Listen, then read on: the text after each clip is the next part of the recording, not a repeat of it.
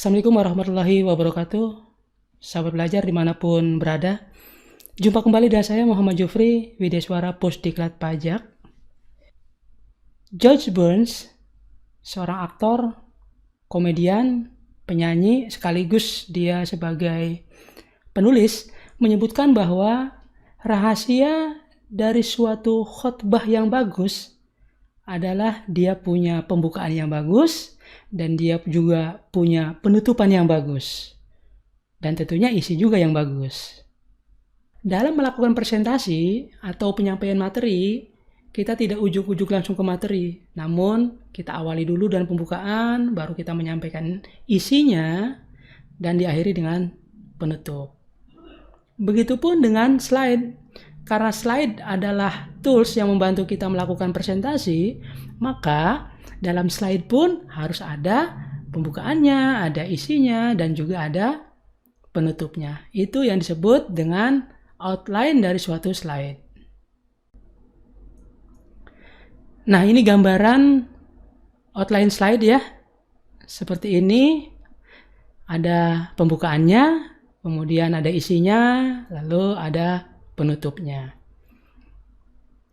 Will Rogers menyebutkan bahwa kamu tidak punya kesempatan kedua untuk membuat kesan pertama yang hebat, kesan pertama yang menggoda.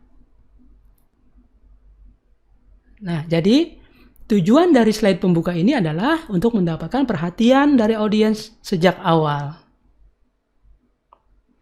Nah, ini macam-macam pembukaan ya, atau opening ya. Ada grabber atau kejutan, quote, data fakta, cerita ataupun kisah. Contoh grabber seperti ini. Ini sering saya pakai ketika saya melakukan presentasi di hadapan wajib pajak misalnya. Menyusuri jalan menuju masa depan yang gemilang. Bertaruh nyawa demi kejayaan bangsa, berkarya demi negeri tercinta. Ketahuilah, itulah cita-cita mereka. Akankah kita turut menghambat cita-cita mereka? Nah, grabber yang seperti ini, ketika kita sampaikan dengan segenap hati, itu bisa juga membuat mereka kelepek-kelepek ya, para wajib pajak itu. Itu contoh grabber. Nah, sekarang ada contoh data dan fakta seperti ini ya, dari media Indonesia ini. ICW menyebutkan bahwa ASN terbanyak melakukan korupsi pada tahun 2019. Nah, ketika ini ditampilkan di awal dan ketika kita menyampaikan materi tentang anti korupsi misalnya, pasti akan mendapat atensi dari si audiens. Oke. Setelah opening, kemudian ada isi. Ya. Isi adalah poin-poin sebetulnya dari materi kita.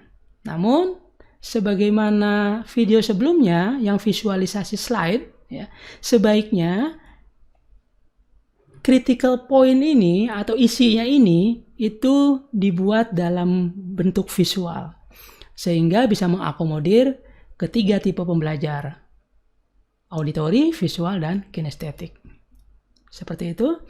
Kemudian kita langsung ke closing ya, ke penutupan ya. Ke penutupan, tujuan dari penutupan adalah untuk memperkuat pesan atau untuk memperkuat materi yang kita sampaikan, sekaligus bisa jadi bertujuan untuk mendapatkan feedback. Contoh dari penutupan adalah summary ya, kesimpulan. Kemudian quotes. Nah, kita bisa mengambil suatu quotes untuk menutup materi kita.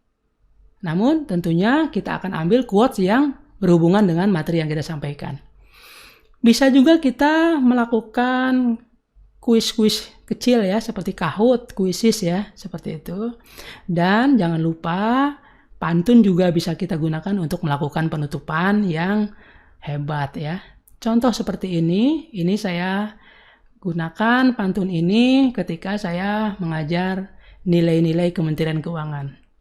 Kepandai besi beli belati, pedang dan pisau pun ada.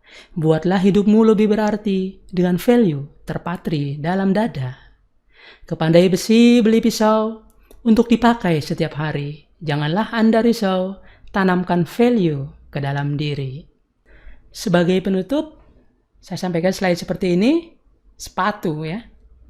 Sepatu adalah hal terakhir yang kita pakai, namun menjadi hal yang pertama kita lihat ketika kita memantas-mantaskan diri pakaian kita. Kita sudah pantas belum pakaian kita?